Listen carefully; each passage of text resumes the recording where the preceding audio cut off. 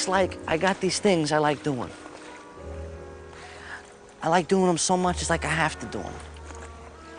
Now, do I really like doing them, or was I pre-programmed at an early age to respond to liking them? That's what I'm talking about.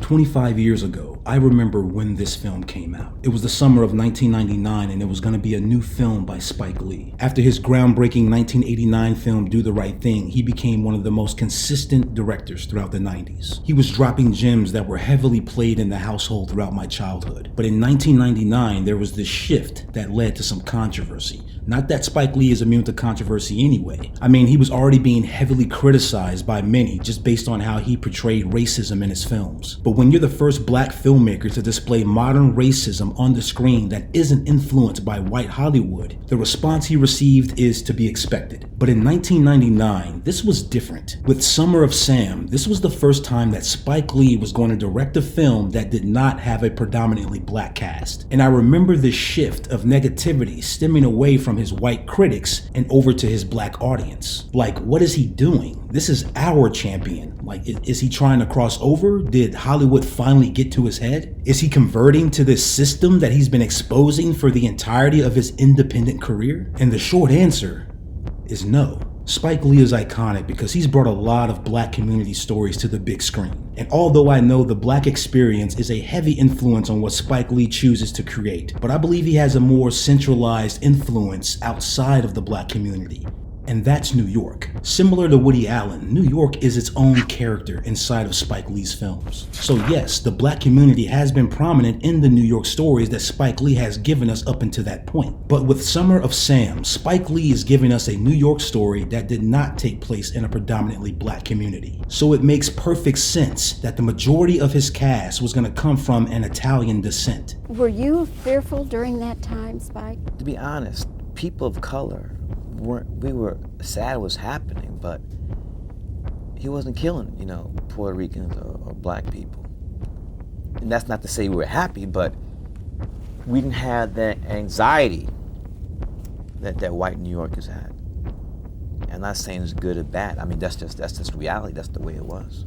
That right there, what Spike Lee said, is the focal point of this film. This isn't a biopic of David Berkowitz, who was identified as the son of Sam. The focal point of this film is the fear that's instilled on a community, and that's exactly what I want to talk about with these characters. But Spike Lee doesn't only focus on the fear of a killer on the loose. There are different methods of fear that he displays with every single one of the people that are involved. My favorite character in this film is Richie, played by Adrian Brody. You come back to the neighborhood looking like a fucking freak, sounding like a British fag. We're supposed to be okay with that? You're fucking right.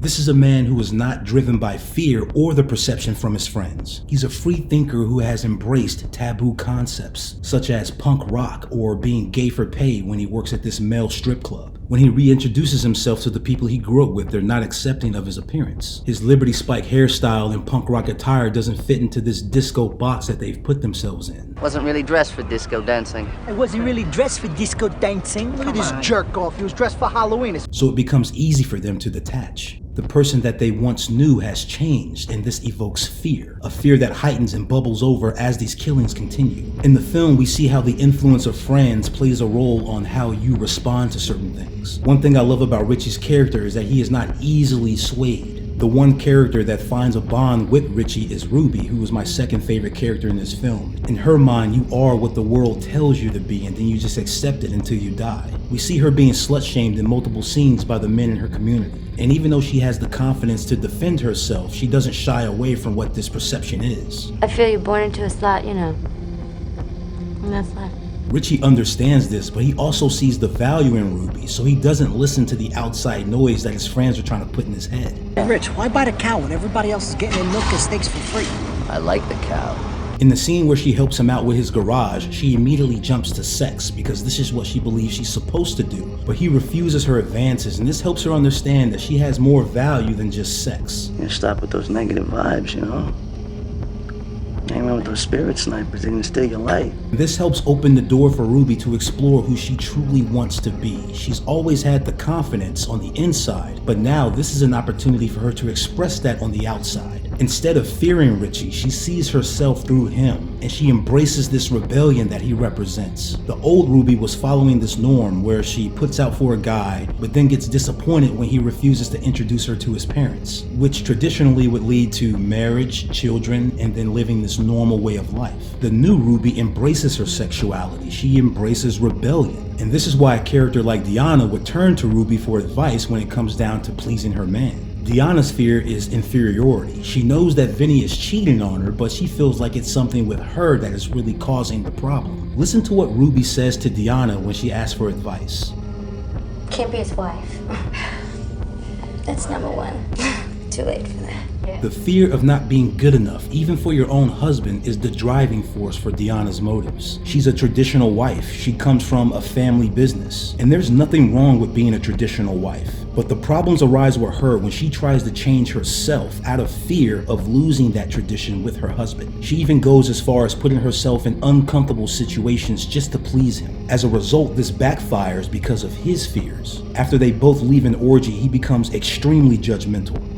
You're a fucking whore. You can't be a whore because I'm a man, okay? You're the fucking whore. And this is what helps wake Dianna up and understand that her fears and the changes that she's making are for someone who is not willing to change themselves. And although she feared losing this traditional marriage in the beginning, she finally realizes that the changes she needs to make is to leave him. And this helps us shift our focus to the main character in the film, Vinnie, who is the most fearful person in the entire movie. The first sign of fear that we get with Vinnie is his fear of God. During a night out at the club, he ends up sleeping with his wife's cousin. And as he and his wife are going home, they stop at the crime scene of where the son of Sam has just killed 2 people. In this moment, Vinnie has an epiphany and he sees this as a sign. Like his wife, Vinnie believes in a traditional marriage, and he also believes that if he does anything that's deemed out of the ordinary with his wife, that he's going to be judged by God. But this fear is what drives him to continue cheating. He wants excitement, he wants to experiment, but he just won't do it with his wife. And when his wife makes the changes to please him, he always pulls back and reverts to his fear of God. So everything he does becomes this revolving door, the fear of cheating or the fear of experimenting with his wife. He's locked himself into this box and he is just unable to change. And this is what leads to the end of his marriage. And while Vinnie's relationship with his wife ends on fear, we also see the deterioration of his friendship with Richie end on change. Richie is evolving and he is becoming his own person. He's not putting himself into this box. He's accepted a completely new identity that is not socially accepted by the people he grew up with. Even though he might be viewed as an outcast, he's going to continue following his beliefs. And these changes is what makes him a scapegoat. So the people in his community start to suspect him as the son of Sam. To give Vinnie some credit, he does hold on to his relationship with Richie a lot longer than anyone else. But when his friends get inside his head, he is easily persuaded. And when you're easily persuaded, it becomes very difficult for you to start thinking for yourself. And the fear of not being on the same page as the majority of your friends might cause you to change your perception of one. Killer,